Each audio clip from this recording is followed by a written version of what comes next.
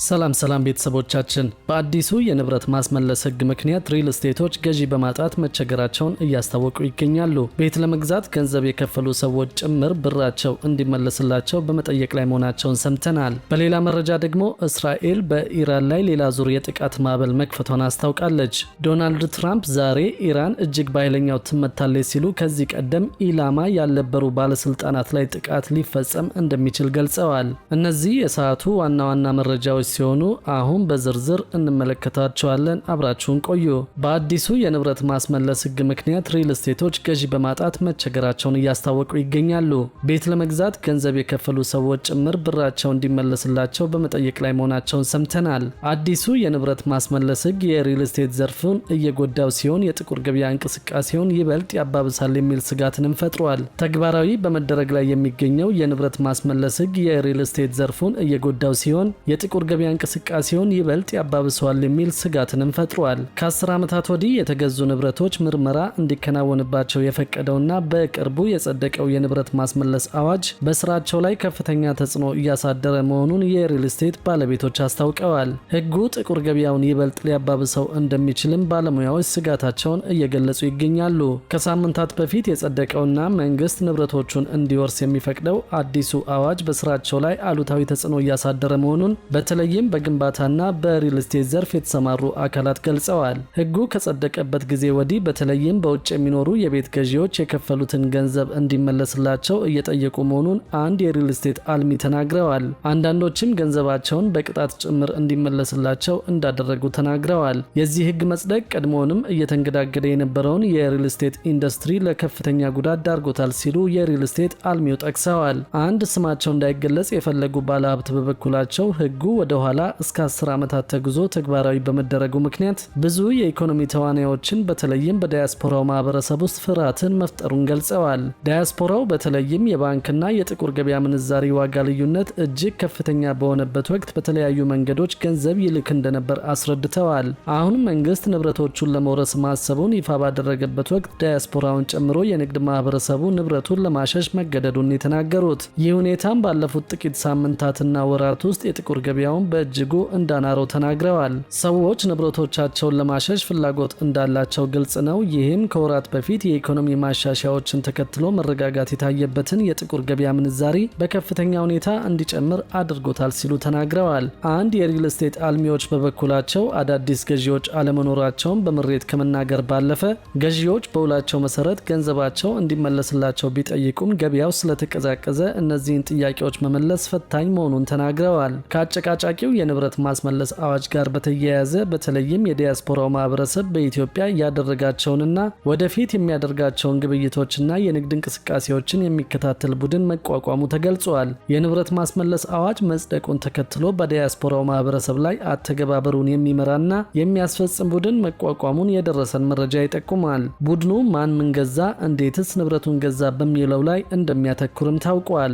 ይህም ዲያስፖራው በሀገር ቤት ንብረት ለማፍራት የሚያደርገውን እንቅስቃሴ ላይ እንቅፋት እንደሚፈጥር ተገልጿል።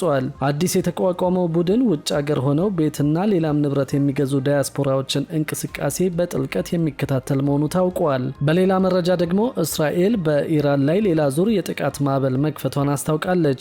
ዶናልድ ትራምፕ ዛሬ ኢራን እጅግ በኃይለኛው ትመታለች ሲሉ ከዚህ ቀደም ኢላማ ያልነበሩ ባለስልጣናት ላይ ጥቃት ሊፈጸም እንደሚችል ገልጸዋል። አሜሪካና እስራኤል በኢራን ላይ የከፈቱት ጦርነት ሁለተኛ ሳምንቱን በጀመረበት በዚህ ወቅት እስራኤል በመላው ኢራን ሌላ ዙር የጥቃት ማዕበል መክፈቷን ሰራዊቱ አስታውቋል። የእስራኤል ጦር በኤክስ ገጹ ላይ እንደገለጸው ጥቃቶቹ መሰረተ ልማቶችን ኢላማ ያደረጉ ሲሆን ሌሊት ላይ በዋና ከተማዋ ቴሄራን የሚገኙ የነዳጅ ማጣሪያዎች መመታታቸው ታውቋል። በአጸፋውም በኢራን በኩል ሚሳኤሎች መተኮሳቸውን የገለጸው የእስራኤል ጦር ጥቃቶቹ ጉዳት ሳያደርሱ ለማክሸፍ ጥረት እያደረገ መሆኑን አሳውቋል። ትላንት እስራኤል በኢራን የነዳጅ ማጣሪያዎች ላይ በፈጸመችው ጥቃት ከባድ ጭስ በከተማዋ ሰማይ ላይ የፈጠረ ሲሆን አንድ ነዋሪ ጥቃቱ የፈጠረው እሳት ሌሊቱን ቀን አስመስሎት ነበር በማለት የድብደባውን ከፍተኛነት ገልጾታል። የኢራኑ ፕሬዝዳንት ቅዳሜ ዕለት ሰራዊታቸው ጥቃት የፈጸመባቸውን የአካባቢው ሀገራትን ይቅርታ ቢጠይቁም ዛሬም ጥቃቶቹ መቀጠላቸው ታውቋል። የኩዌት መከላከያ ሚኒስቴር እንዳስታወቀው ከኢራን በኩል የተወነጨፈ ድሮን ተመቶ ሲወድቅ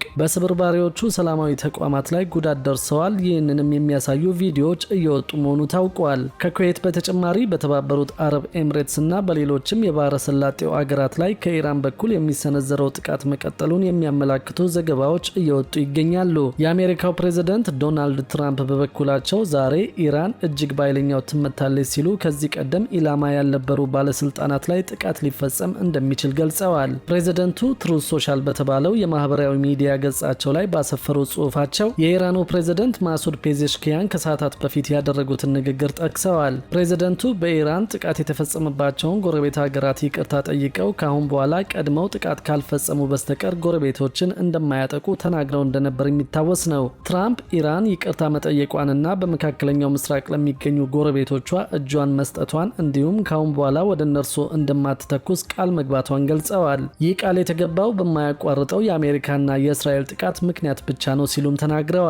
ኢራን የመካከለኛው ምስራቅ አገራትን እንደማታጠቃ ብትናገርም ወደ ጎረቤቶቿ የሚደርሱ ጥቃቶች ሙሉ በሙሉ እንዳልቆሙ ታውቀዋል። በዱባይ ዓለም አቀፍ አየር ማረፊያ አቅራቢያ የድሮን ጥቃት መፈጸሙን የሚያመላክት መረጃ የወጣ ሲሆን ኳታርም የተወነጨፈባትን ሚሳኤል ማክሸፏን ገልጻለች። ትራምፕ በማህበራዊ ሚዲያ ገጻቸው ባሰፈሩ ጽሑፍ ዛሬ ኢራን እጅግ በኃይለኛው ትመታለች ብለዋል። የአገሪቱ ጦርም ጥቃት የሚፈጸምባቸውን አዲስ ኢላማዎች እየለየ መሆኑን ተናግረዋል። ፕሬዝደንቱ ሙሉ በሙሉ የሆነ ውድመትና እርግጠኛ ሞት የማድረስን ሀሳብ በከፍተኛ ሁኔታ እያጤኑት እንደሆነ ጠቅሰዋል። በአዲሱ እርምጃ ኢላማ የሚሆኑት እስካሁን ድረስ ጥቃት ሊሰነዘርባቸው ያልታሰቡ አካባቢዎችና በርካታ ሰዎች እንደሆኑም ጠቁመዋል። ይህ የሚሆነው በኢራን መጥፎ ባህሪ ምክንያት ነው ያሉት ትራምፕ ተጨማሪ መረጃ ሳይሰጡ ተቆጥበዋል። በሌላ በኩል ደግሞ ቀጣዩን የኢራን ጠቅላይ መሪ ለመሰየም የኢራን ከፍተኛ የሊቃውንት ጉባኤ ከስምምነት ላይ መድረሱ ተነግሯል። እስራኤል በበኩሏ መራጮችንና አዲሱን ተመራጭ ኢላማ ማድረጓን እንደምትቀጥል ዝታለች።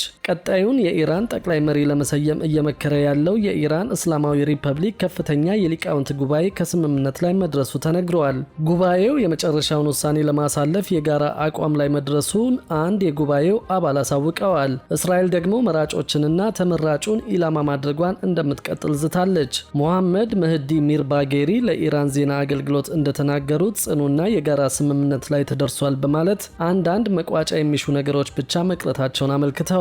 የሊቃውንቱ ጉባኤ ትኩረት ሰጥቶ ያለማቋረጥ የሚጠበቅበትን እያከናወነ መሆኑን ጠቅሰው ነገር ግን በዚህ አስቸጋሪ ሁኔታዎች ውስጥ እንቅፋቶች አሉ፣ ለዚህም ስራዎች በጥንቃቄ ተሰርተው በመግባባት ለታሪክ እንዲቀመጡ ይደረጋል ብለዋል። እስካሁን ባለው ሂደት ግልጽና አስተማማኝ የጋራ የሀሳብ አንድነት ላይ ተደርሷል ያሉት የጉባኤው አባል እንቅፋቶች ያሏቸው ጉዳዮችን በፍጥነት እንደሚወገዱ ተስፋቸውን ገልጸዋል። የኢራን ከፍተኛ ሊቃውንት ቀጣዩን መሪ ለመምረጥ የሚያከናውኑትን ተግባር በቅርበት እየተከታተለ መሆኑን የገለጸችው እስራኤል ደግሞ የአያቶላ አሊ ኻሜኔን የሚተካውን መሪ ማደኗን እንደምትቀጥል አስጠንቅቃለች። የእስራኤል ጦር የኢራን ብሔራዊ ቋንቋ በሆነው በፋርስ ቋንቋ በኤክስ ላይ ባሰፈረው ጽሑፉ ለአስርታት ተሰብስቦ የማያውቀው የኢራን የሊቃውንት ጉባኤ በቆም ከተማ ውስጥ በቅርቡ ስብሰባውን ያደርጋል። ልንነግራችሁ የምንፈልገው ጠቅላይ መሪውን ለመተካት የሚፈልገውና ተተኪውን ለመሰየም የሚጥሩትን ሰዎች በሙሉ እስራኤል ማደኗን ትቀጥላለች። ተተኪውን መሪ ለመምረጥ በሚደረገው ስብሰባ የሚሳተፉትን በሙሉ